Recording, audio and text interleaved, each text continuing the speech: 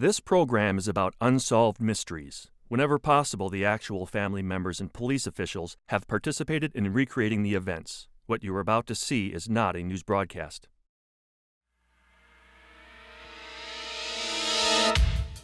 Tonight on Unsolved Mysteries, the story of an undercover cop who allegedly went wrong. On the day of his trial, he fled into the Louisiana swamps, and his fellow officers believe he is playing a lethal game of hide and seek. According to history and Hollywood legend, the notorious outlaw Billy the Kid was gunned down by his friend Sheriff Pat Garrett in 1881. Recent evidence suggests that Garrett killed the wrong man. In 1987, Donald Smith, accompanied by a mysterious hitchhiker, had a tearful reunion with his long-lost daughter. The next day, both men vanished. These intriguing stories all need one final clue, one final piece of information before they can be solved. Perhaps someone watching tonight can help.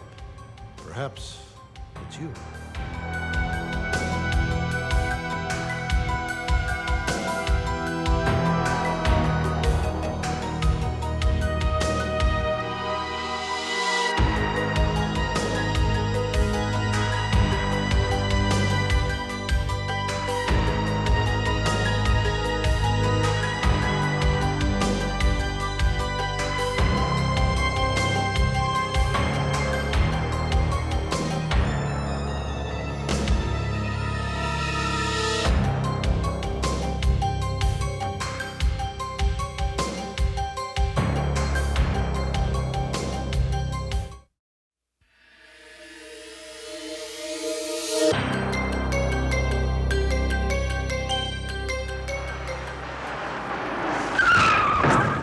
May the 16th, 1987, Denver, Colorado. At 2 o'clock in the morning, two vehicles collided on a downtown street. One driver fled the scene, abandoning his pickup truck. A few minutes later, when police arrived to investigate the scene of the accident, they made a thorough search of the abandoned pickup truck.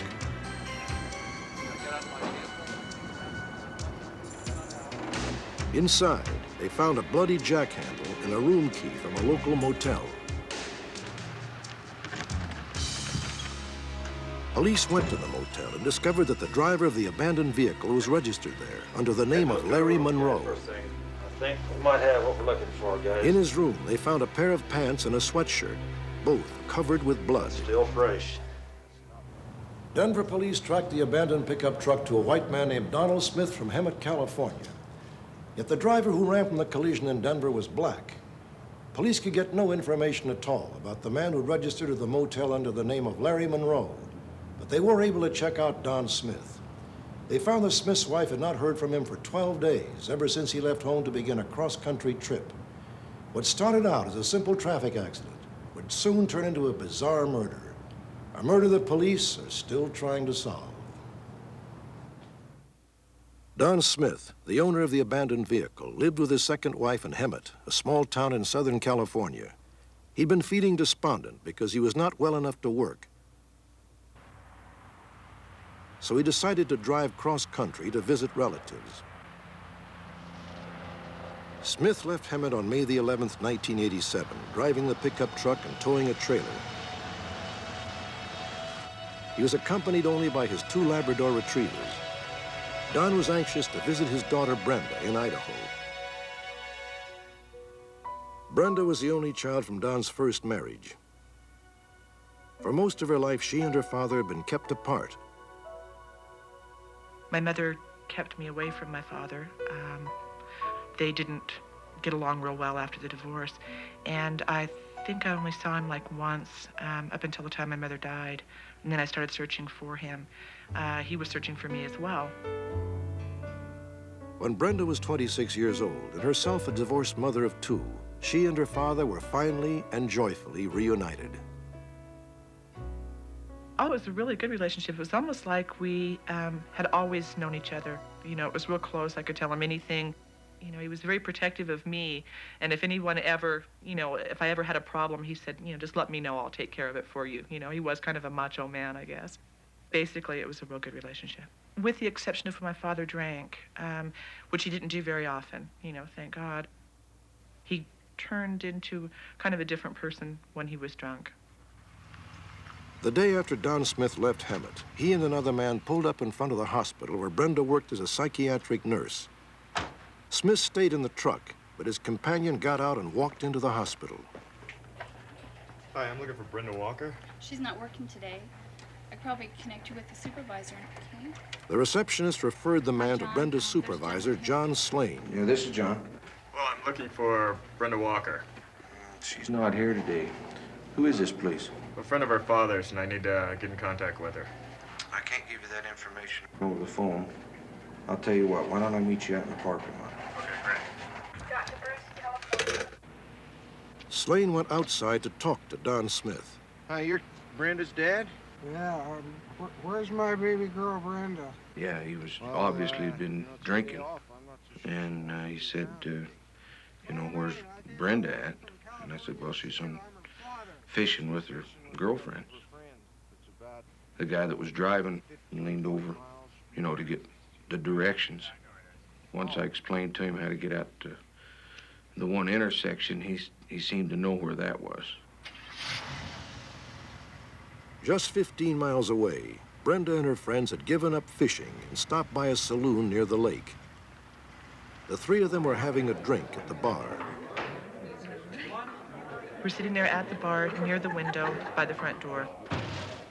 The door opened, and everyone in the bar turned around. There was a black man that had come in, and he closed the door. He had sunglasses on, took the sunglasses off, and looked around for a few minutes. I think he was probably allowing his eyes to adjust to the darkness. Then he walked into the restroom, and about probably a minute later, this man came in with wild hair, and his shirt was untucked. Hi, is there Brenda Walker in here? Hi, Dad. It took me a minute to really realize who he was. It was my father. I missed you so much. He looked so different from the last time I saw him. And he hugged me and sat at the bar with me for a minute, and I realized that he was drunk. And I went into the restroom. I was a little upset because he had showed up drunk, and it kind of embarrassed me in front of my friends. She's such a sweetheart. I sure missed her. I went into the restroom. I came back out. You okay? How about you? I want to be with you so much. And he starts crying immediately. And he's babbling, and he's talking about how he doesn't want to be alive anymore and how he's got cancer, and he was going to be with my mother in heaven. And then his companion came out of the restroom. Hey, they don't serve whiskey in here. The black man just kept on walking. You know, he kind of looked over at my father and then just kept walking like he didn't really know who he was. Kind of ignored him a little bit and went out and got into the truck and got into the driver's seat of my father's truck. I kept looking out the window at him, you know, and he'd sit there and he had his, you know, his head leaning on the steering wheel, staring out at the lake. And I don't know, he looked real impatient, looked disgusted with being there. I'm just sorry. Oh, God. I followed your life up for all these years. Yeah, I don't want to hear you cry. I don't want to hear this. Why don't you just go get a motel room, sober up, and then come back and talk to me tomorrow about it. Anyone want to fight in here? Let's go. I can whip anyone in here. When her father became belligerent, Brenda walked out of the saloon. After a few minutes, Brenda's father followed her outside, but she left without speaking to him. I wish that I would have had more patience with him. I wish I would have understood his situation. I wish I would have, you know, tried to be more compassionate with him. It was the last time I saw him. He opened up the camper and let the dogs out and let them run around. And I just drove away. Yes, I do. 2 weeks later, in the high desert outside Twin Falls, Idaho, a couple out for their morning walk made a horrible discovery. Police were called in to remove and identify the dead body. We observed a body that appeared to have been thrown over the guardrail, laying down. The body was decaying for approximately 2 weeks. We could not recognize him at that point. There was no identification found around him or on him. At this time, we had no idea who we had. We just had another John Doe. An autopsy was done, and we found bludgeon marks on the back of the head, indicating cause of death was by bludgeon. Also outside of the guardrail, where possibly the victim was thrown from, we found a sack with a bottle of wine in it. It was just taken as evidence. It wasn't until we had the body identified that it all started fitting in to the crime scene. The Twin Falls Sheriff's Department had no idea who the body was until they heard about the two-car collision in Denver, where the driver of the pickup truck had fled the scene. Hey! Hey!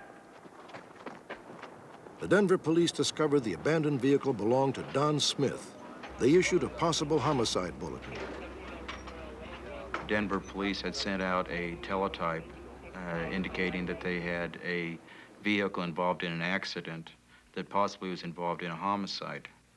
So I called the Denver Police Department, and they gave me the name of a subject, Donald Smith. Fingerprints from the dead man in Twin Falls positively identified the body as Donald Smith. Police began to piece together the events that led up to Don Smith's murder. On May 11th, the very day Smith left home, he ran into trouble with the trailer he was towing. Just outside Las Vegas, he arranged to leave his trailer with a local man. One theory is that soon after Smith left Las Vegas, he picked up a hitchhiker. At some point along the way, Smith started drinking. The day after he saw his daughter Brenda, Don Smith turned up in Park City, Utah. I need to have you send me some money so I can... He called his sister in Vancouver, asking her to wire him money. 50. That same day, Smith picked up $200. He was accompanied by a man who looked exactly like the one Brenda had seen with her father in the bar.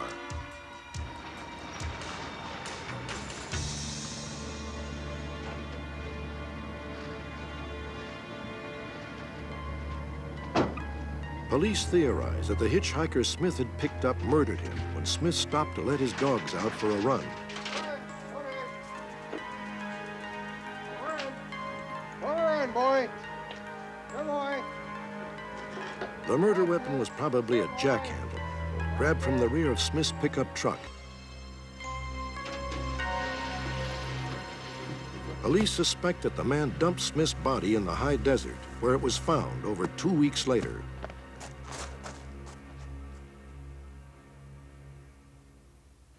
I want to know why he killed my father. I want to know why he took my father away from me and away from my children. My father was the only family I had. This composite of Don Smith's mysterious companion was compiled from various eyewitness accounts. He is black, but with relatively light skin and probably in his 30s. He stands around 6 feet tall and weighs about 180 pounds. He may use the name Larry Monroe and may once have lived in the area of Blackfoot, Idaho. Next, the story of Billy the Kid, notorious outlaw and a legend of the West. Was he really killed by Sheriff Pat Garrett, or did he live to the ripe old age of 91?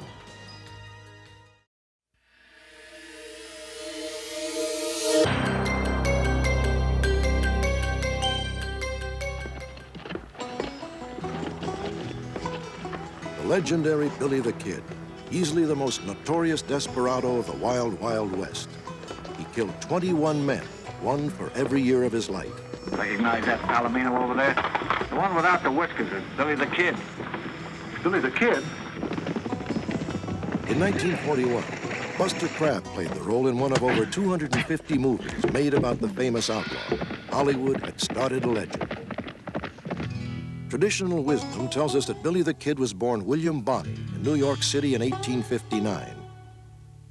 He fought against the rich ranchers in the Lincoln County Cattle War and was given a death sentence for killing Sheriff William Brady. According to history and the movies, in 1881, Billy the Kid was hunted down by Sheriff Pat Garrett, who tracked him to Fort Sumner, New Mexico. Billy was hiding in the home of a friend, Pete Maxwell. Unaware of Garrett's arrival, he went out back to wash up. Garrett crept into Maxwell's house to ambush Billy. He was eager to collect the $500 reward that had been offered for Billy the Kid's death.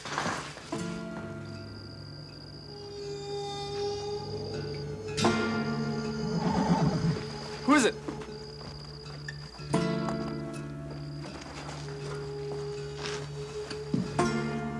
Who is it?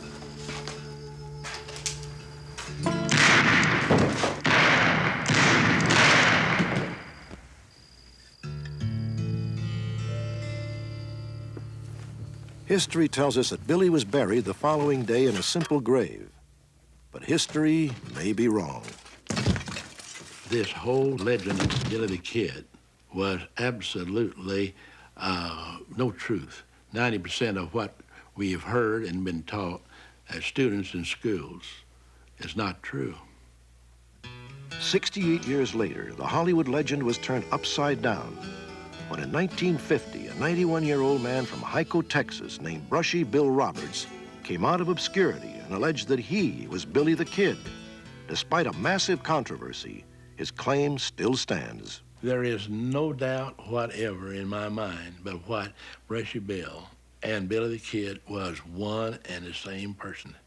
Historian Donald LAVASH disagrees. There is absolutely no comparison whatsoever between Brushy Bill Roberts, known as Ole Partridge Roberts, and William Bonney, alias Billy the Kid. While the rest of America believes the Hollywood legend of Billy the Kid, in Hyco, Texas, the tiny community of 1,300 is absolutely certain the famous outlaw was really Brushy Bill Roberts. Many historians scoff at Brushy Bill's story, but William Tunstill's belief that Brushy Bill really was Billy the Kid cannot be dismissed out of hand. There is evidence that supports this claim.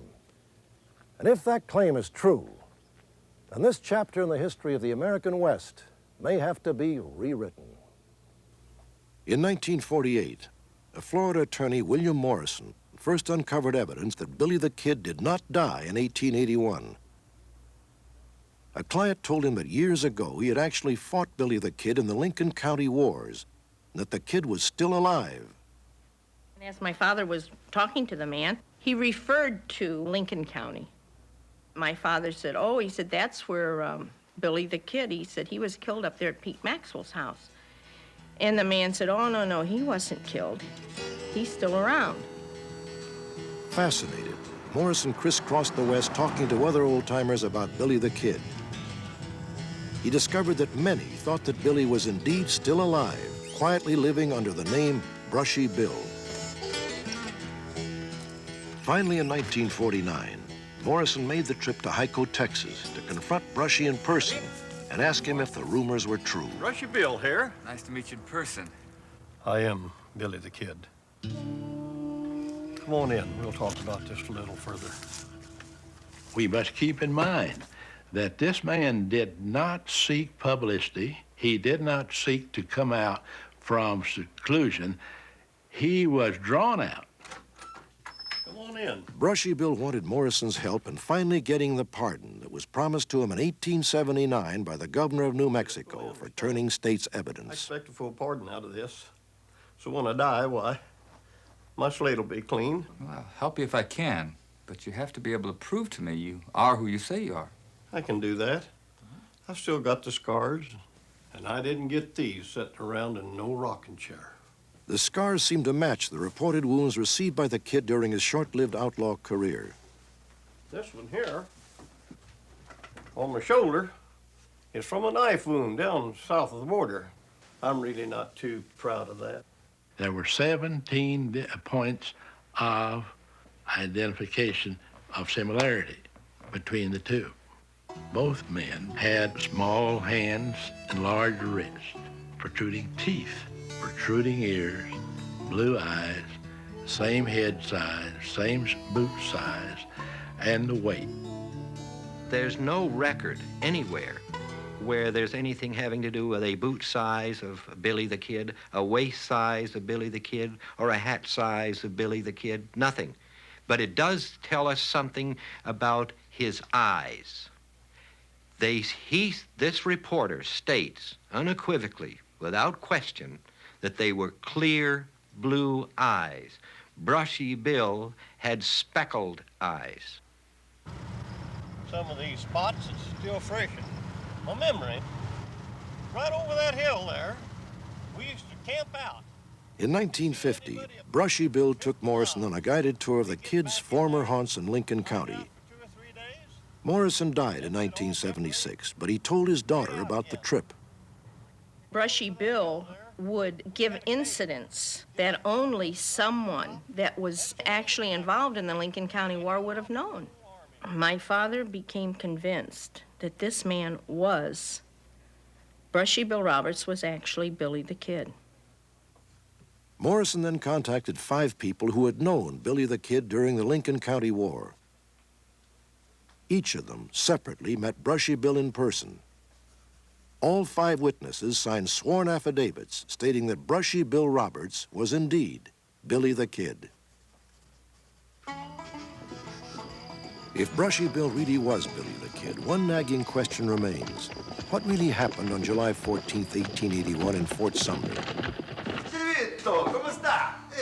According to Brushy Bill, on the night of the shooting, he was with his girlfriend Celsa and his partner Billy Barlow at Jesus Silva's house.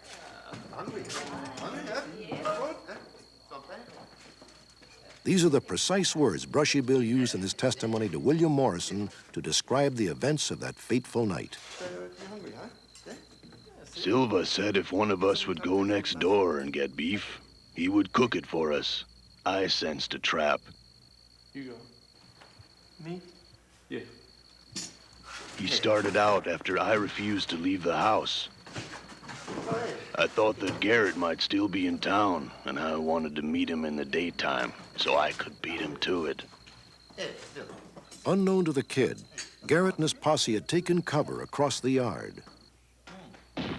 One of their first shots had killed my partner. I ran out into the yard.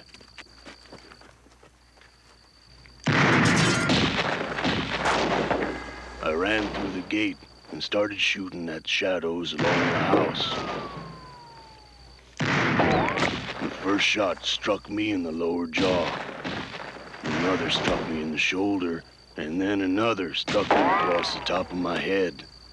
When I woke up, a Mexican woman was putting beef tallow on my head to stop the blood. I told her to reload my .44. Then Celsa came running in and said they'd killed Barlow and were passing off his body as mine. She begged me to leave town. Brushy claims that the next day, Billy Barlow was buried in his place. In a normal procedure, the sheriff would have brought the corpse to a place for anyone to witness. He would have demonstrated his guns, his clothing, his boots, his rifle. Pat Garrett did not follow that procedure. He took every precaution to conceal the identity of the corpse. He realized he had killed the wrong man. Pat Garrett enlisted some 21 people that purportedly knew William Bonney. And they assembled, passed by the casket, and said, yes, that's William Bonney, Billy the Kid, in that casket. By 1950, Morrison felt he had gathered enough evidence to request a pardon from Governor Mabry of New Mexico. He agreed to meet them in person. Brushy Bill was very nervous. He saw some deputies standing there, and they had guns in their holsters.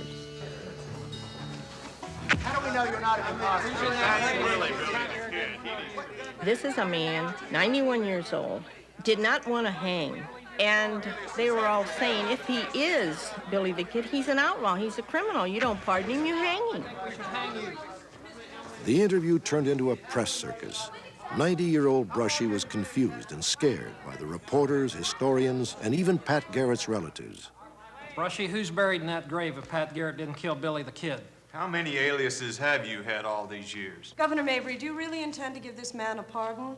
I am taking no action now or ever on this application for a pardon for Billy the Kid because I do not believe this man to be Billy the Kid. The governor never even gave him a chance to present the evidence by just flat out telling him he wasn't even going to consider it. Morrison's legal arguments and affidavits were not even entered into evidence. Brushy Bill felt he had been humiliated, his claims ridiculed. His pardon was not granted. Shortly after the meeting with Governor Mabry, Brushy Bill suffered a heart attack and died on a street in Hyco, Texas. All he wanted was to have his name cleared. That's all he was trying to do, giving back his dignity. I have no doubts in my mind at all. And the more I get into my father's papers, the more I get into his records, the more I read, no one would ever convince me the man was not, Brushy Bill was not Billy the Kid. Brushy Bill's friends and neighbors have erected a memorial to Brushy Bill Roberts, which reads, "He spent the last days of his life trying to prove to the world his true identity. We believe his story and pray to God for the forgiveness he solemnly asked for."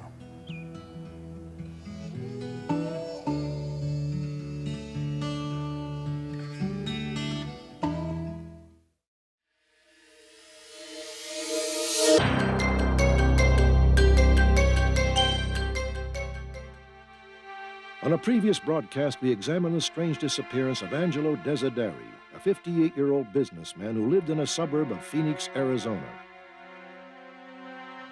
On the morning of Monday, June 6, 1988, Angelo failed to open his gift shop. Concerned, his friends called the police. They arrived at Angelo's house and discovered it undisturbed. It appeared that Angelo had been interrupted while preparing a mid-afternoon meal.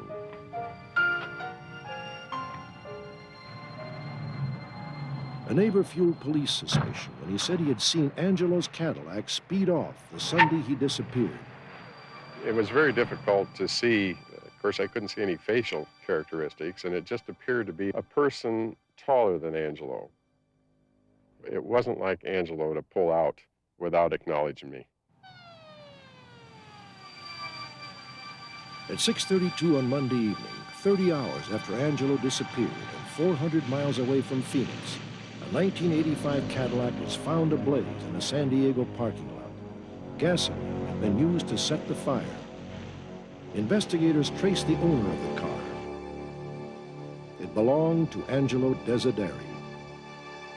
We looked in the trunk and found absolutely nothing in that trunk that would have been there other than the jack. No carpet, no padding, no spare tire. Basically, this tells us that there could have been something in the vehicle that was transported in the vehicle, and when it was taken out, they took the carpet and the padding and wrapped it all in one unit and took everything out of the vehicle, including the spare tire. For over 8 months, investigators and friends were baffled as to the motive for Angelo's disappearance.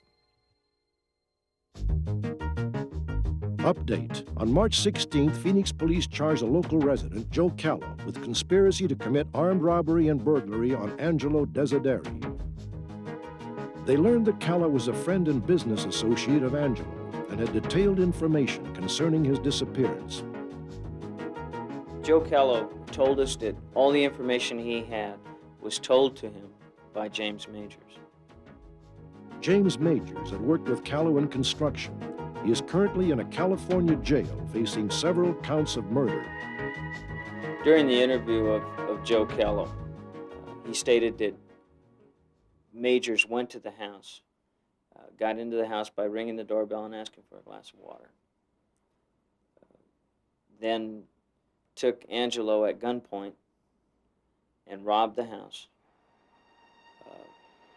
He was taken out of the house at that time by Majors and driven out into the desert.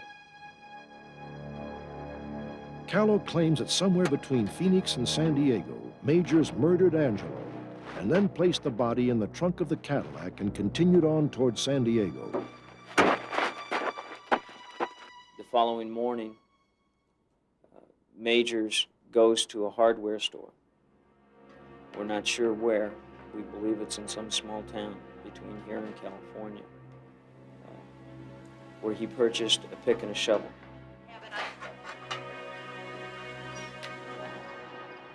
Callow claims that after buying the tools, Majors told him that he had driven down a desert back road to an area adjacent to a rundown house.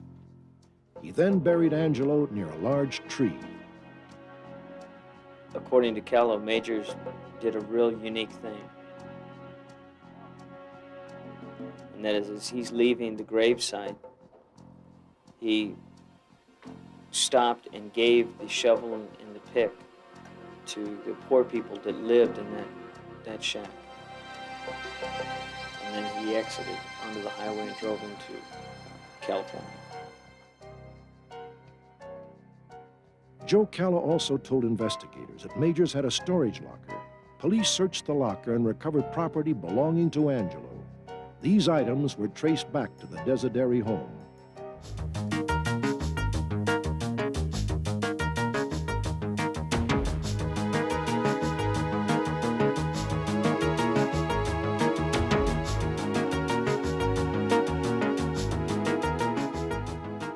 Next, the story of Charles Muley, a model policeman, or so his partners thought. In reality, Charles Muley is an accused child molester and wanted fugitive.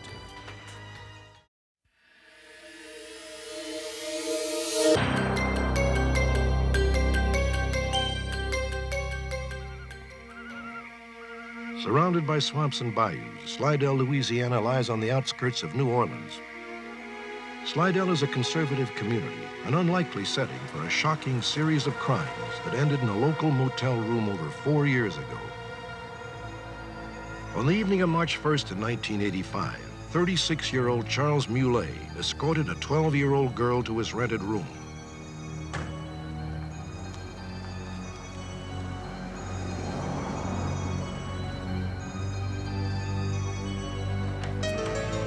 Moments later, police arrested Muley.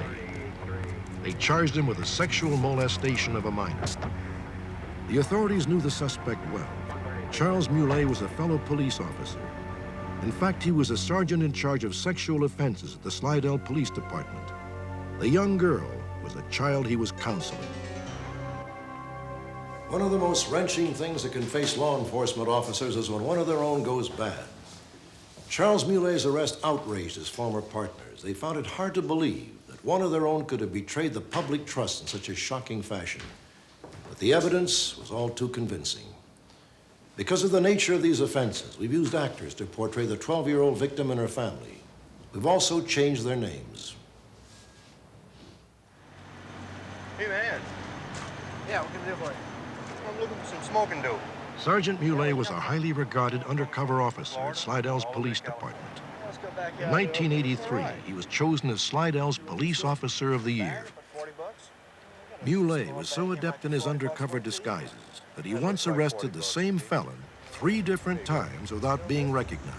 Take it easy. Sheriff's office, you're under arrest. Up against the truck. After his transfer to the sexual molestation detail in 1981, he was assigned to the case of a 12-year-old girl who'd been upset by the advances of an older boy. My daughter and a friend of hers in the neighborhood had come to me complaining about a boy who had been harassing them very badly in the neighborhood. And I talked to the other girl's mother, and we both decided it might be a good idea to call the police station to report this boy.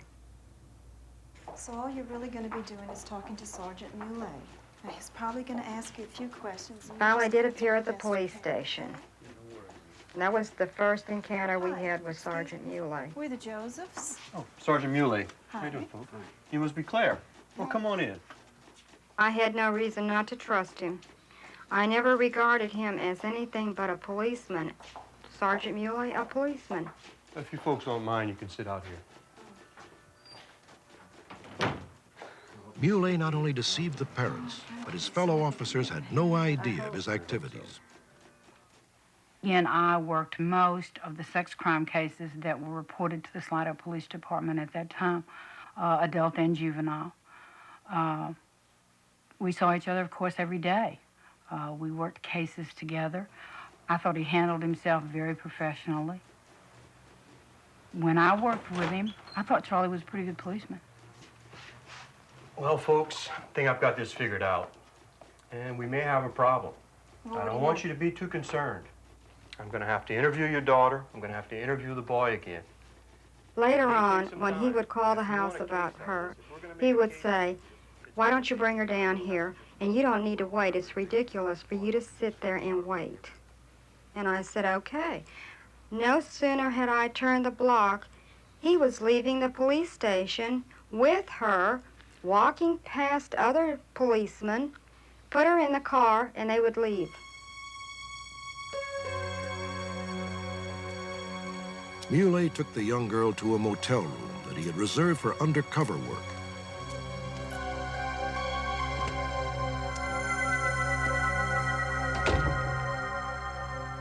Our daughter, she started changing.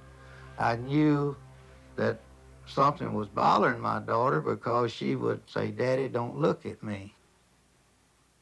The girl stated that Muley had been seeing her for 4 months. Finally, she could no longer take the emotional strain. She told her parents what had been occurring. And all I could keep saying was over and over in my mind was, I can't believe that he did this. I remember her telling me how relieved she was to get it all out. In order to gather more incriminating evidence, police, in consultation with a reluctant Joseph family, asked the 12-year-old girl to make one more rendezvous with Muley. This time, the motel room would be used as a trap with a hidden video camera to secure just enough evidence for prosecution.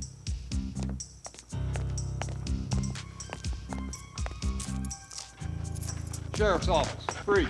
You're under arrest.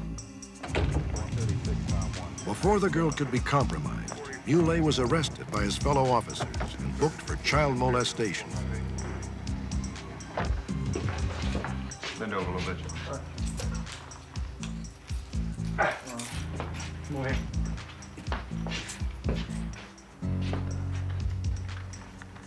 I received a phone call that Charlie had been arrested and charged with molestation of a juvenile. And I was flabbergasted. I didn't know how to act. I really didn't. I was sick on my stomach. I thought it was somehow a mistake because I'd known him for a long time, and this was nothing in his personality that I ever saw.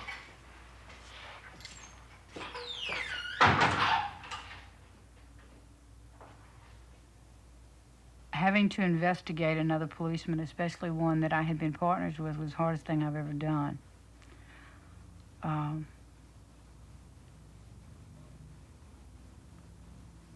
I don't know what else to say. It was the hardest thing that I've ever done.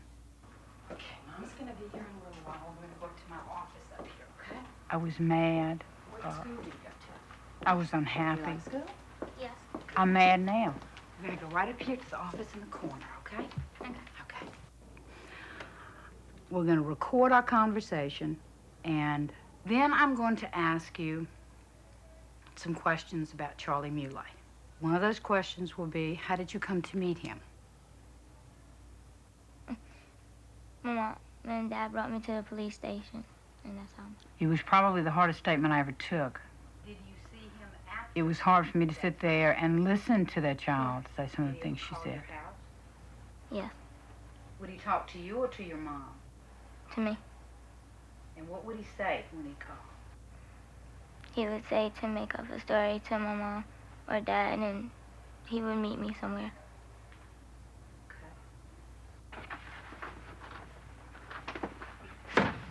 Officer Porter began to go through Muley's personal files. She was hoping that the alleged molestation of the girl was an isolated incident. Apparently, it was not. If Your Honor, please, considering the serious gravity of these offenses... On September 27, 1985, Charles Muley was indicted on over 25 counts relating to the molestation and rape of 6 young girls. The fact that the defendant has no prior record in his service to the community in the past. Muley was released on $150,000 bail. He adamantly denied all of the charges.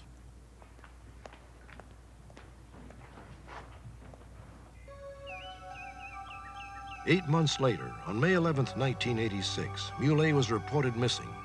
It was the morning of his trial. 2 days later, his pickup truck was found abandoned on the Pass Manchac Bridge. The initial assumption was that he had taken his life, rather than face the ordeal of a public trial. Officer Porter began to go through Muley's personal files. She was hoping that the alleged molestation of the girl was an isolated incident. Apparently, it was not. If Your Honor, please, considering the serious gravity of these offenses... Muley was released on $150,000 bail. He adamantly denied all of the charges. ...to make up a story to my mom or Dad, and he would meet me somewhere. I was one of the first officers to show up at the scene when the truck was located. It was my gut feeling at that time that no, he had not jumped, had not committed suicide. Of course, you have to go on more than gut feeling, so we had to drag the lake. The Sheriff's Department spent several days searching the Bayou Manchac Lake in the hopes of finding Mulet's body. Tributaries and backwaters were also searched, as there was a chance the body might have washed ashore. Nothing was found. 2 days later, an anonymous phone call was made to the Sheriff's Department. The person told them that a suicide note signed by Mulet had been left in a service station restroom 5 miles away from where the pickup had been found. The letter read, in part, "I was not guilty of any of these charges. They have persecuted me for no reason. Please forgive me for what I have done." There's no way you can convince me that Charlie Mulet committed suicide. I do not believe that at all. I did not believe it the day the note was found. I did not believe the note at all. I believe that the note was part of the game that Charlie's playing. And he's been playing since he left here, whatever the rest of it is.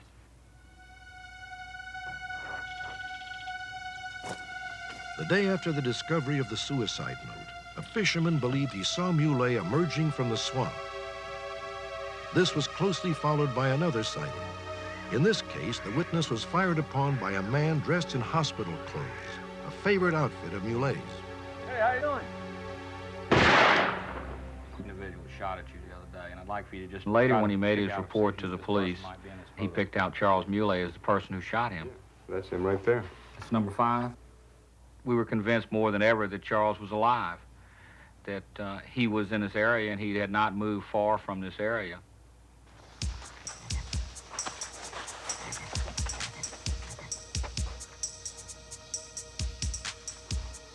Almost 2 years after Mulet's disappearance, another anonymous tip led police to a trailer near a local swamp. They had been told that Mulet was inside. Clear. Clear on this end. Okay, he ain't gonna be here. We missed her. Authorities believe that Mulet was tipped off by some of his former police associates. I think somebody told him we were coming in the law enforcement community. I think they notified him that we were looking at him, that we were close to him, and then he ran. Of course, Charlie was a policeman, too. So he is aware of the way policemen handle a case, surveillance, and so forth and so on. Charlie did a lot of surveillance. Looking back at it now, I think that he enjoyed working undercover so much that right now he's just playing an undercover game. But now it's real for him.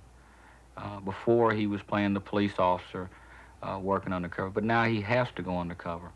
So I think he's enjoying it.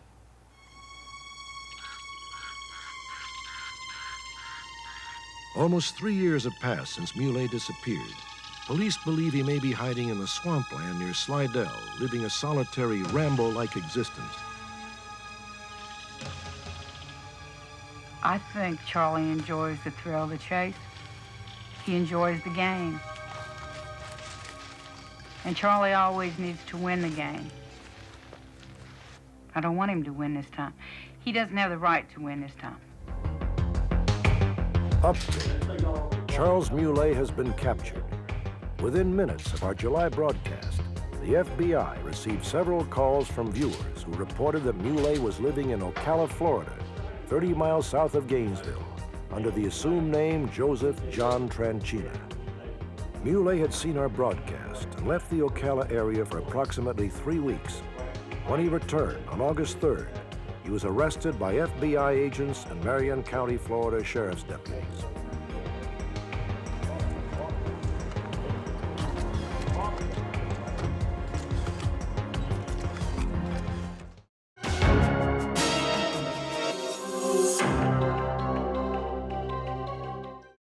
For every mystery, there is someone, somewhere, who knows the truth.